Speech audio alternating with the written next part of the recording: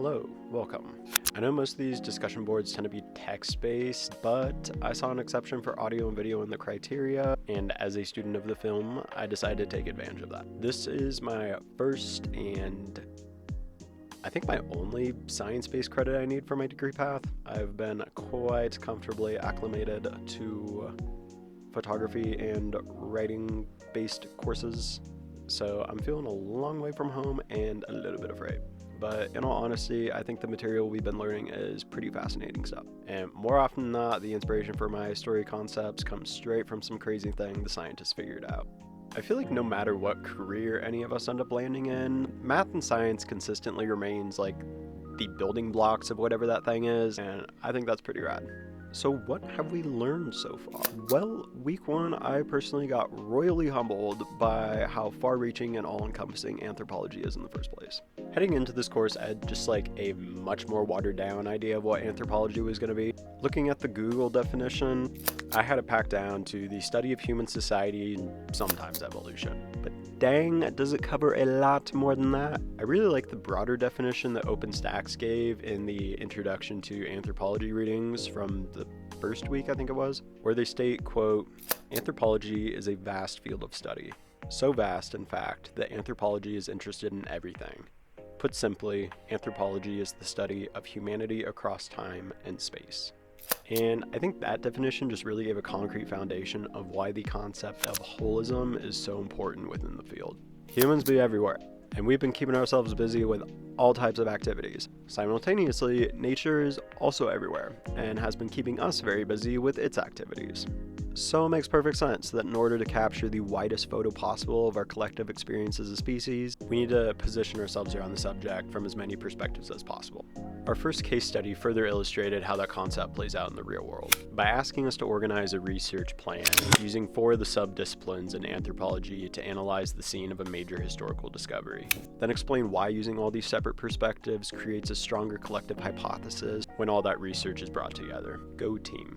Week 2, we had a bit of a sharper focus on the biological subdiscipline of anthropology. I read 86 pages about bones last Wednesday, and I'm still recovering from that. But I did learn a lot of pretty neat stuff about them.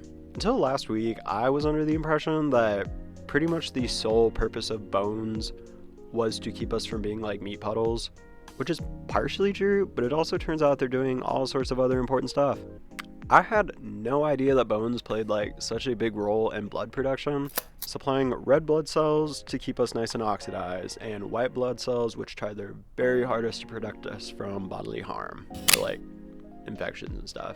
I was vaguely aware that there was something going on with like bone marrow and stem cells. We had to watch this video in a biology class back in high school, and the only thing that I can remember from this video is a clip of bone marrow being extracted like with a syringe. And Mr. Stark, I did not feel so good. But it's pretty crazy that our bodies have just all this information on how to like fix and maintain itself that's just in there, just built in there. And it's even crazier to consider the possibilities that technology has as we're learning to harness it. Also, morphology is the study of the structure of bones. We also dug into the history behind evolutionary thought, and we're introduced to some of the early great thinkers who strove to understand the mechanisms at play within the grand scope of nature. Evolution is definitely one of those things that I find like equally fascinating and terrifying. Like just the thought that there's this impossibly complex sequence of trial and error going on that gradually builds a better species is just like a wild thing to comprehend. I feel like the part about it that scares me the most is thinking about how evolutionary forces could be shaping other extraterrestrial life out in the universe. I mean, like, just consider the possibility of like a much older species that has been following this sequence of trial and error for billions of years, and just the godlike qualities that something like that maybe just attained. Like, in the grand scheme of things, we are just so young as a species, it feels impossible to know what the peak of possibility is. But I am starting to ramble, and I don't know how long these things are supposed to go, so I'm just gonna cut this one off here. In other news, this hot sauce is like really good if you haven't had it. Make a bowl of spiral mac and cheese. It has to be spiral, the traditional elbows won't suffice. And get like the cheap stuff, like Kroger brand or like Great Value. Like, don't get Kraft. Like, I swear the cheap stuff tastes better. Use half and half instead of milk and a generous portion of this stuff. It will change your life. If you made it to the end of this video, thank you for watching. I don't know if I'm gonna make another one of these. I just had a really gnarly, like, must record something itch that I had to scratch. But I will probably see you in class. Also, my name is Ethan. I can't remember if I said that at the top or not. Peace.